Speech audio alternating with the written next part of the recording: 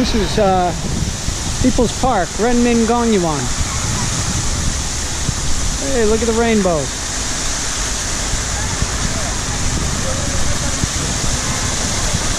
Hopefully that came out in the camera. Saw this in the distance. Thought it might be a mosque, but it's not. It's just a shopping mall. Leading me to a shopping center, I imagine. Tourist center. Commercial pedestrian street. That's the way of the world. Gotta have a commercial pedestrian shopping center, walking street. Little guy riding there. Holiday Inn Express right next to the Starbucks. Hello. Can you give me 5? Give me 5. I'll give you a fist bump. Yes. Okay. Good. Hey. Right. Okay. Very good. Thank you. Okay. Jensen, can you speak China? EDRDR. Enough to get into trouble. Oh, trouble. Okay. Yeah. Have a good day. Thank you. 再见. Love that color blue on the Porsche, about 4 cars ahead. See that blue? Yeah, real pretty. I'm not sure I'd buy it, but I like it. So this is where the subway's coming in. It's going to be done by next year. They're putting in 2 lines, and then if I come back here in 5 years, they'll probably have 12 lines. Will calls this a tier 2 city. I mean, he knows better than me. I wouldn't call it a tier 2. I would call this a tier 3 city.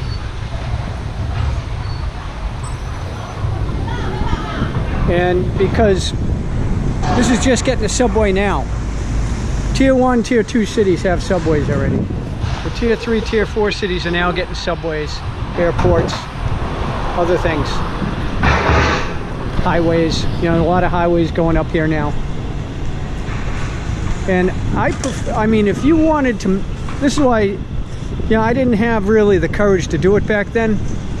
But if you had, I had an opportunity to invest in property in Beijing and Shenzhen, and I would have made $1 million in 5 years on just one property. So if I had bought one in Shenzhen and one in Beijing, they're both up over $1 million in 5 years. Now, of course, that's only if you sell them do you make the money.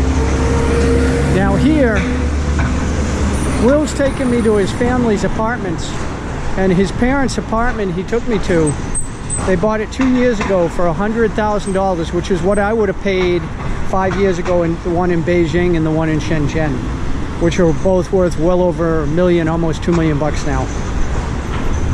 And this thing, I mean, it just was, I didn't take any pictures of it because it's their home, but I mean, it's just a bare concrete. I mean, it's awful for that kind of money.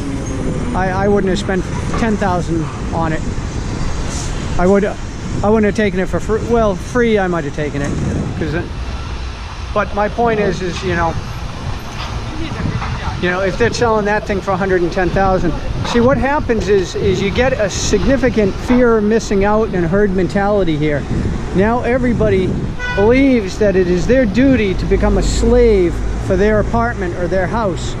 Men can't get married unless they have a house for their bride, and so it puts a significant amount of pressure on them to get that.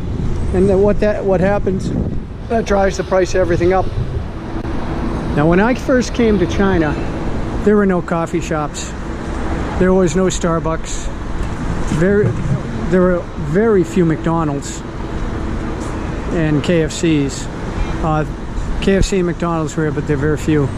And the Chinese really didn't drink coffee, and they really didn't drink wine, and so those were business opportunities. I'm not saying they were easy, because my friend Nicole, you know, she started the wine, and I remember her going around trying to promote it, and people just were not interested in it. And then what happened about 5 years ago, all of a sudden the Chinese started caring about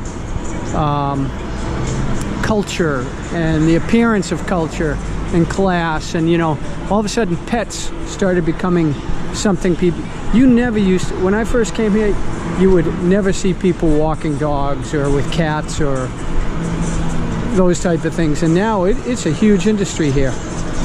It has changed so drastically. Well, she looks like a heroin addict, she's so thin.